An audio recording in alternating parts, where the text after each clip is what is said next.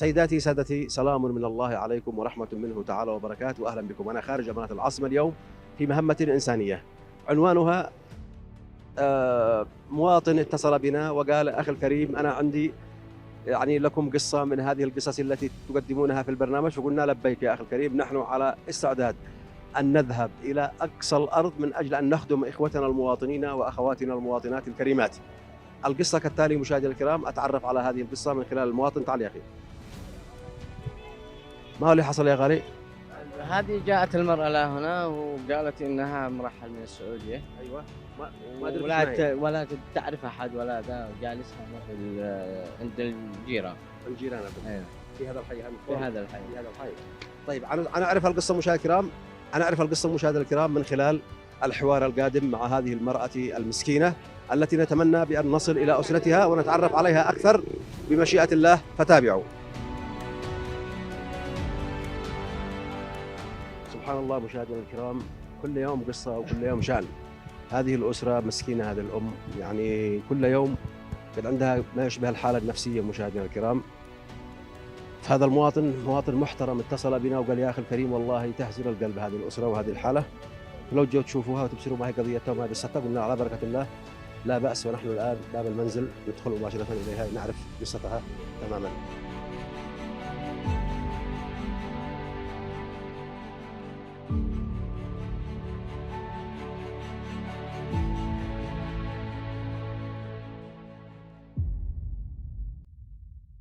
تحية طيبة مشاهدينا الكرام. يبدو بأن هذه الأم مسكينة مغلوب على أمرها، جاءت إلينا وإلى هذه الأسرة فتتنقل من يوم في يوم، يوم عنده للناس يوم عنده للناس. فقال لي: يا أخي الكريم، جي قبل ما تروح لها مكان ثاني وتختفي، وإحنا خايفين إنه تتأثر في الشارع وتخرج زي المجنونة، خايفة على أسرة أبنائها. عائلة كم معك أبناء أختي؟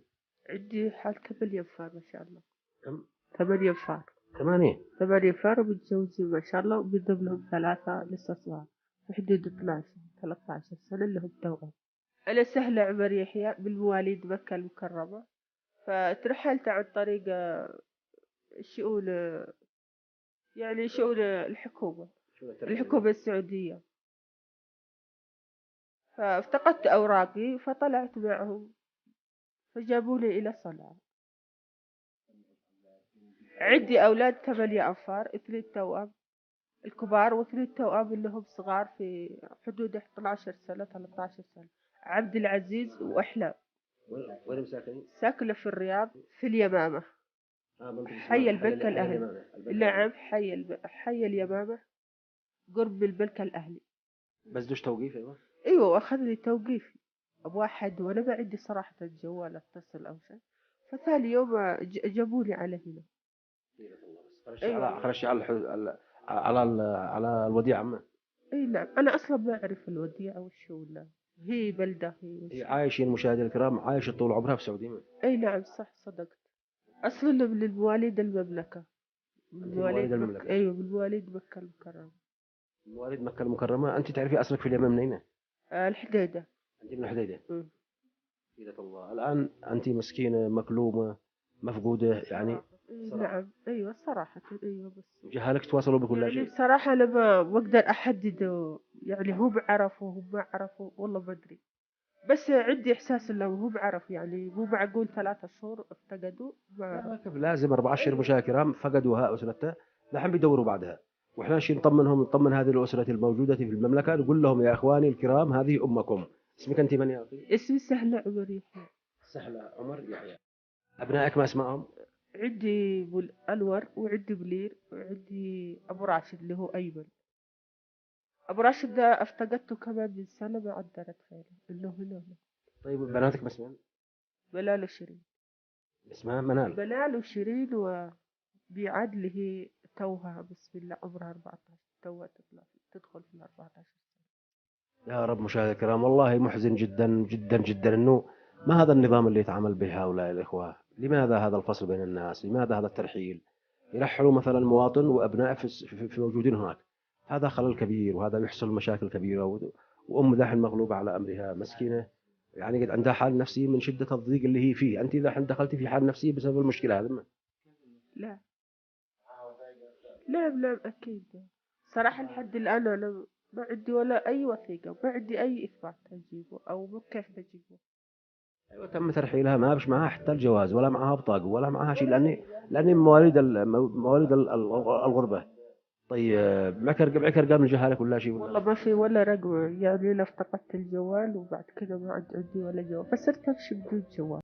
طيب كيف وصلتي لها هنا لا صنعاء؟ من وصلت؟ والله وصل لي باص، حتى اللي استغربت وقعدت أبكي أقول وين رايحين؟ فقلت يمكن لي هذول رايحين عمرة، هذول رايحين فين؟ فتفاجأت بدخلة يعني كلها ساعة ساعتين ودخل، يعني ما شفت الخط طويل ولا. فقلت أنا يمكن هذا مكة هذا.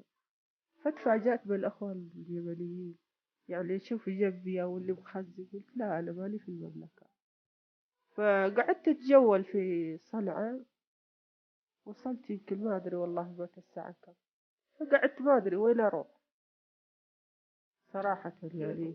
مرأة لا نعم. حول لك ولا قوه. لا الحمد لله على كل حال. بعد كيف عملتي لما جيتي لها؟ صراحة مكثت في صنعاء يمكن يومين، بعد كذا جيت على هنا. يعني الفلوس اللي كانت معي بصراحة خلصت، فلجأت لهذولي قالوا إنهم يتامى وجوزها تقول إنه مسجون يعني. فاستأذنتهم وقالت لي تفضلي، فقعدت عندهم.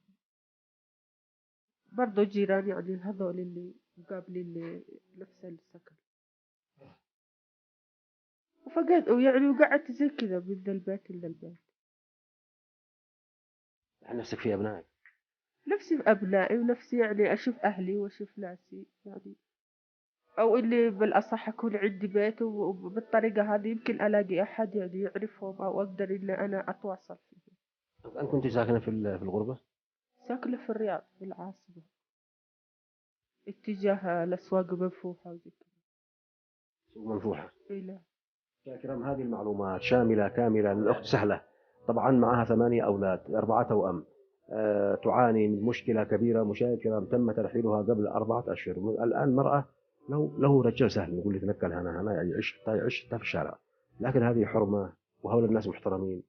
هؤلاء الناس احتضنوها عندهم، ربي يبارك لهم ويجبر بخاطرهم دنيا واخره. هم من ابناء المحويت، دائما ابناء المحويت يسطرون اروع الامثله في الوفاء مع الناس وفي الاحترام والتقدير. بدءا بذلكم المواطن الذي عاش من لحج عندهم 50 عاما واحتضنوه طيلة تلكم السنوات، وانتهاء بهذه المرأة. ناس عصاميين بيشتغلوا على باب الله، بيشتغل مرنج، بيشتغل كذا، لكن قالوا جبر خاطر هذه المرأة يا أخي الكريم إحنا نشي نعرف أهلها ونعرف تفاصيل حياتها، لماذا هي مهجورة هكذا وعايشة. أنا أتمنى لك التوفيق يا أختي، إن شاء الله ربي يصلح للجميع. أمركم إن شاء الله. آمين يا رحمن الكريم للجميع بس أسأل الله أن يجمعك بأبنائك وأن يجمعك بأسرتك عما قريب بحوله وقوته. إن شاء الله بإذن الله تعالى، والتوفيق لكم ولنا المسلمين أجمعين يا رب أنت العالمين. تتابعينا في يوم الجمعة في برنامجنا، وبرنامجنا بيتابعه نسبة كبيرة من الإخوة المغتربين في المملكة العربية السعودية. الرقم ظاهر على الشاشة مشاهدينا الكرام، لمن يعرف عن أبناء هذه الحرمة اسمها سهلة. تفاصيلها كما جاء في التقرير أو في سياق البرنامج، وهذا الرقم ظاهر على الشاشة. اتصلوا بها واجبروا بخاطرها. ما أدري عاد تقدر تدخل وما تقدرش بعد هذا الفترة بعد الترحيل ما داري. لكن إذا قدروا عيالها أنهم يأشروا مثلا ويجوا يبصروها ويتولوا عليها، أو يرسلوا لها حتى مصروف تعيش وتكمل باقي عمرها، لأنه هكذا مشيئة الغربة وهكذا مشيئة الأحوال وهكذا أحوال الناس في هذا البلد أو في ذلك البلد. النظام الكفيل هذا نظام مجحف ونظام مجحف ونظام مجحف. أتمنى بأن يختفي تماما وتعود المياه مثل ما كانت عليها، أن نقترب في بلدنا وأن نقترب عند الناس، وإحنا جيران وإحنا كذا. فهذه التفاصيل مهمة جدا مشاهدي الكرام. أسأل الله لكم السلامة. هذه سهلة. أعطي نفسك شيء يا أختي. لا خلاص شكرا، يعني الموضوع مشيئة الرحمن عز وجل، إن شاء الله إنه يعني يعرفوا للموضوع ويجون، أو حد يرسل أي شيء من عندهم. طيب أنت مشتاق لهم يا أمي؟ أكيد الواحد يشتاق لأبنائه. أكثر واحد مشتاق لهم من هو أمانة؟ عبد العزيز وأحلى. ما شاء الله عبد العزيز وأحلى. نعم. ما شاء الله. إن شاء هذا الله. كان طيب عبد العزيز. عبد العزيز أكيد يعني بصراحة يعني أنا وراهم على طول بالقرآن، ويعني يعني أكيد الواحد تشتاق لهم. ما شاء الله تبارك الله. وأكثر خوفي عليهم يعني ما أبغاهم بصراحة ينحرفون، لساتهم صغار، وأنت عارف يعني الأم لما تكون بعيدة يعني في كثيرة، يعني ما أقول أولاد حرام بس يستغلوهم في أشياء يعني. يا رب. فهمت يعني حبوا مدري وش هو والحاجات هذه اللي ما يا لها رب. داعي. يا رب كف قلب الأم على أبنائها مشاكرا. بتقول بتخاف عليهم بالذات اللي عمرهم 14 سنة. تخاف عليهم لا ينحرفوا، لانه ابناء السوق خيرات وعيال السوق خيرات اللي يصاحبوهم ويأثروا على مستواهم. قالت مشتاق لعبد العزيز ومشتاق للبنت الثانيه ايضا، هؤلاء احلى. لا. ربي يحفظك ان شاء الله ويجمعك بهم على خير يا رب العالمين. يا رب لا تمضي هذه الحلقه مشاهدينا الكرام الا ان يتصل بها اولادها ونسمع اجمل خبر. وانت امانه يا اخي الكريم، اذا حصلت خبر ولا شيء، احنا عملنا رقمك على الشاشه، اذا حصلت رقم ولا اتصال ولا شيء منهم بلغني على مد اخبر المشاهدين الكرام بانه الحمد لله الامور طيبه والى خير باذن الله. حول وقوه. بالله بالتوفيق ان شاء الله يا رب. اشوفك على خير يا اختي، وياك يا رب اتمنى العالمين. لك التوفيق كل التوفيق. ان شاء الله لنا ولكم يا رب. الله يوفقك ان شاء الله ويسهل امرك. ان شاء الله. وصلت بحضراتكم مشاهدينا الكرام إلى نهاية المطاف، أسأل الله أن يجمع الناس ببعضهم البعض وأن يجبر بخاطركم مثل ما جبرتم بخاطرنا مشاهدينا الكرام بالمتابعة والاهتمام لقناة اليمن لأنها سيدة كل القنوات.